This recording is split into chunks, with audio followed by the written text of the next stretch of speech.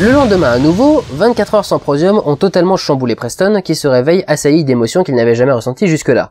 En panique, après avoir été subjugué par la beauté d'un lever de soleil, il se rue sur son Prosium, mais décide au dernier moment de ne toujours pas le prendre. Il s'en va donc travailler et commence à retrouver les sensations du citadin classique. Cette rambarde qui colle tellement pour une raison que l'on ne préfère pas imaginer et qu'on n'ose plus toucher, ce mec que l'on déteste cordialement mais à qui on dit bonjour par simple politesse, ce bureau soi-disant étudié pour être pratique mais qui est tout le contraire, etc., etc. Et puis une superbe performance de la part de Bale. Je comprends que le personnage puisse avoir du mal à contrôler ses émotions puisqu'il n'y est pas habitué. Mais faire plus évident que ça resterait un exploit dont ne serait capable qu'un mauvais comédien de stand-up. Partridge faisait manifestement un bien meilleur boulot à ce niveau et préférait être dans le dos de Preston ne serait-ce que pour détourner le regard. Les deux ecclésiastes sont ensuite appelés en mission pour éradiquer une nouvelle poche de résistance. Lorsque Preston découvre la pièce où ils conservaient leurs reliques, il tombe sur un vieux 45 tours de Beethoven. La beauté de cette musique l'émeut au plus profond, ce qui est sans doute la raison pour laquelle ce trou du cul se fait gauler à conserver un objet exactement de la même façon que Partridge avant lui. Et sort en plus exactement la même excuse. Est-ce que le Prosium supprime leurs émotions ou leur mémoire? Entre sa femme qui lui demande de ne pas l'oublier, et le fait qu'il se souvienne même pas à quel point cette excuse lui a paru bidon quand Partridge l'a sortie, je commence sérieusement à me poser la question. À l'arrière du bâtiment, les équipes d'intervention découvrent un chenil. Les animaux étant eux aussi considérés comme source d'émotions, les soldats commencent à les éliminer un par un. Cette scène fonctionne exactement sur le même principe que celle de la destruction des œuvres d'art, profitant de la facilité de la situation. C'est vrai que le massacre des humains on s'en fout, mais le massacre de petits chiots tout mignons qui couinent et qui font des léchouilles, ça oui, c'est vraiment horrible. La seule façon qu'aurait eu cette scène d'être encore plus facile, c'est s'ils avaient massacré des chatons. Le problème étant que autant, quand on détruit une œuvre, c'est définitif, autant essayer d'éradiquer de la surface de la Terre des animaux, ça va être un peu plus difficile. Une solution bien plus pratique serait simplement de les relâcher dans la nature, mais bon, passons. Bien évidemment, Bale va totalement surjouer l'émotion, et franchement, pour que personne, ni les soldats, ni Brandt, ni même le chien tant qu'on y est, ne soit capable de réaliser que Preston ressent des émotions, c'est que le Prosium les rend aussi aveugles.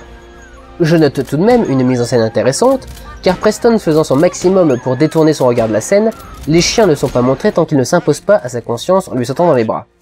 Même si je soupçonne le budget d'être responsable de cette trouvaille, mais le budget d'un film étant régulièrement à l'origine des meilleures trouvailles de mise en scène, je ne fais que le souligner pour information, sans en faire un reproche ou une circonstance atténuante. Preston manifeste son mécontentement face au massacre des rebelles sans interrogatoire et se fait sermonner par Dupont. Puis il essaye de laisser le chiot s'échapper, mais se fait suivre à son insu par Brent.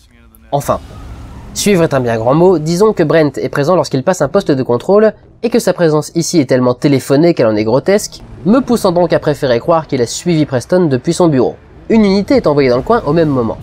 J'ai beaucoup de mal avec cette scène, car les raisons pour lesquelles elle se déroule sont aussi multiples que foireuses. Soit Brent a signalé la présence suspecte de Preston et les a envoyés pour qu'il surveille l'ecclésiaste, mais alors pourquoi ne sont-ils pas pertinemment au courant de qui est Preston et commencent-ils à partir dès qu'ils le reconnaissent? Soit cette unité était là pour une patrouille de routine, et si c'est le cas, comment peuvent-ils ne pas être prévenus par les gardiens de la présence de l'ecclésiaste le plus connu de l'unité et ne le laissent-ils pas vaquer à ses occupations? Le truc, c'est que ce film essaye tellement de faire des effets sans jamais se demander s'il le peut, qu'il enchaîne les situations qu'il a envie d'enchaîner sans jamais se poser de questions. On a envie d'une scène d'action avec un truc qui ressemble à de la tension, on envoie une patrouille. On veut montrer que Brent soupçonne Preston, on envoie Brent. Que les deux s'opposent totalement, rien à foutre. Après que les gardes se fassent massacrer par Preston, qui veut sauver la vie d'un chien mais n'a aucun remords à tuer des humains, il est envoyé dans une nouvelle mission. Cette fois, il va essayer d'aider les résistants à s'en sortir, mais son plan va hélas tomber à l'eau.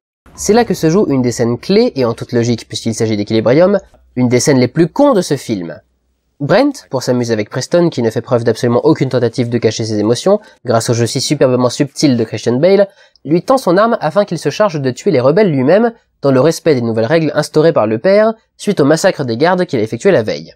Preston prend l'arme de Brent dans sa main, mais rend la sienne.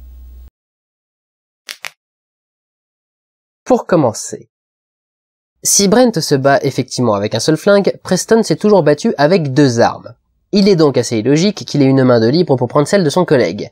Tellement illogique d'ailleurs que c'est rendu possible grâce à un faux raccord, une chose que je n'aime pas trop utiliser mais qui est ici beaucoup trop grave pour que je la laisse passer. En outre, alors qu'ils restent totalement figés l'un en face de l'autre et que Brent analyse toutes ses expressions, comment peut-il ne pas réaliser que Preston lui rend son flingue avec son autre main? Il en utilise même l'autre main pour le récupérer tellement c'est flagrant. Enfin, peu importe qu'il fasse l'échange, puisque utilisant 2 flingues constamment, l'un des deux indique toujours sur la puce GPS intégrée qu'il se trouvait bien sur les lieux des meurtres. Quant au dénouement de cette passe d'armes, elle va me permettre de bien m'énerver, donc je la traiterai en temps voulu. En attendant, cette mise à mort va faire prendre conscience à Preston qu'il souhaite véritablement rejoindre la rébellion. Il fait donc la demande à Dupont d'être celui qui va les traquer, et se voit accorder la mission puisqu'on le lui avait déjà proposé de toute façon. Il se rend ensuite auprès du corps de Partridge, qu'ils n'ont donc manifestement toujours pas incinéré depuis 3 jours qu'il est mort, et qui doit commencer à sérieusement sortir le fennec. En fouillant ses affaires, à la recherche d'indices qui pourraient le mener au résistant, il découvre comme par hasard une photo de Mary, la fameuse rebelle qu'il a appréhendée juste après avoir tué son ami. Lorsqu'elle apprend que c'est lui qui lui a tiré dessus, elle tente de l'attaquer, mais il se défend et la plaque sur la table. Ils sont alors comme irrémédiablement attirés l'un vers l'autre, prouvant que les émotions ressenties par Mary envers Partridge étaient manifestement pures et vraies. Elle ne lui dit cependant rien de plus et il se voit donc obligé de suivre sa piste tout seul. Elle est plutôt simple puisque le mot Freedom, marqué derrière la photo, le mène directement dans cet établissement du même nom.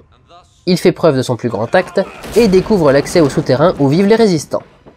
Donc les résistants se cachent dans un bâtiment qui s'appelle Liberté. Est-ce que leur chef s'appelle Captain Obvious aussi? Jürgen, le chef des résistants, lui fait passer un rapide test et lui demande alors d'accepter de tuer Père. Le choc est si fort que Preston se met à déambuler comme un forcené dans les rues, apportant ainsi publiquement la preuve qu'il a des émotions, mais si le film était subtil, ça se saurait maintenant.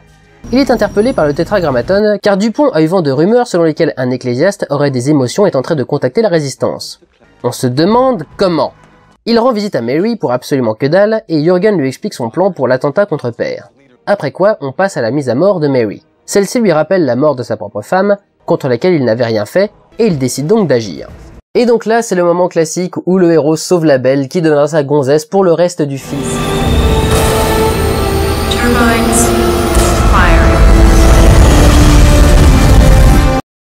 Ah bah non, en fait. Bah bravo, bien joué pour une fois.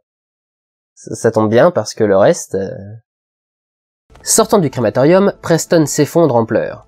Brent arrive alors pour procéder à son arrestation, qui est la scène qui me fait vraiment fulminer de rage. Dans une première partie, Brent se met à exulter dans tout le bâtiment parce qu'il a arrêté l'ecclésiaste le plus connu de l'État. L'ecclésiaste, censé être le citoyen modèle qui arrête Preston pour crime d'émotion, fait preuve en à peine 30 secondes de fierté, de colère, de satisfaction et d'envie. Mais ce film se fout vraiment de la gueule du monde! Brent est en train de se pavaner fièrement et accuse vindicativement Preston pour avoir fait preuve d'émotion, alors qu'il affiche clairement toutes ses émotions. Et la deuxième partie achève de me prouver que ce film est con. Preston est accusé d'avoir tué les gardes, ce que Brent dit pouvoir prouver grâce au tracker GPS intégré à son arme. Dupont fait alors analyser l'arme à distance, et les résultats prouvent au contraire que c'est l'arme en possession de Brent qui a servi au massacre. Comment peuvent-ils arriver à cette déduction en analysant l'arme de Preston? Au meilleur des cas, il ne pourrait que prouver, puisque c'est l'arme de Brent, qu'il n'était pas sur les lieux du crime. Meilleur des cas qui ne pourrait pas arriver d'ailleurs, puisque comme je l'ai déjà dit, Preston utilise 2 flingues. Donc même en ayant l'arme de Brent sur lui, l'analyse devrait montrer que Preston se trouvait à 2 endroits différents au même moment, révélant grossièrement la supercherie. Comment dans tous les cas pourrait-il en même temps analyser l'arme en possession de Brent, à moins de le faire volontairement, ce qui pourrait être le cas d'ailleurs vu la suite des événements, mais pour l'instant Preston ne peut pas le savoir. La seule façon qui rendrait cela possible serait qu'il fasse l'analyse inverse et détecte les puces présentes sur les lieux du crime au moment où il a eu lieu, et même dans ce cas, il y en aurait toujours 2! Cet échange d'armes ne pourrait donc de toute façon pas fonctionner, peu importe dans quel sens on le contorsionne, et Preston ferait tout de même un pari bien risqué s'il compte sur le fait que les tétragrammaton analysent d'abord l'arme du policier plutôt que celle du suspect. Mais cela pourrait marcher si Preston, Brent, le tétragrammaton et le film même, n'oubliez pas un petit détail. Très léger, hein, bien sûr, 3 fois rien. Son nom est marqué sur la putain de crosse de l'arme! Le film est même assez con pour insister lourdement dessus avec un gros plan qui rend le truc visiblement illogique aux yeux de tous. Il suffit que Brent montre l'arme pour qu'on voit clairement gravé dessus le nom de Preston, et non le sien. Cette scène est complètement conne! Officiellement, elle est rendue encore plus bancale par le fait que l'échange n'aurait pas dû se dérouler comme cela. Une autre scène devait monter Preston effectuer l'échange d'armes avant d'aller libérer le chien, et dans la scène du peloton d'exécution, il lui aurait en fait rendu son arme.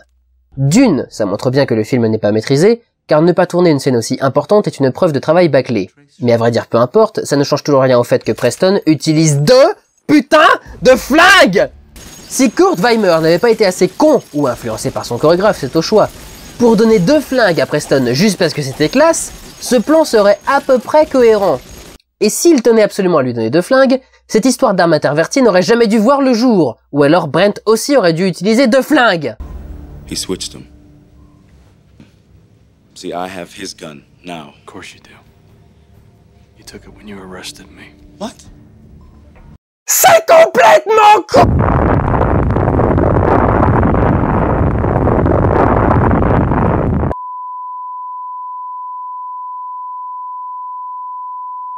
I'm not feeling.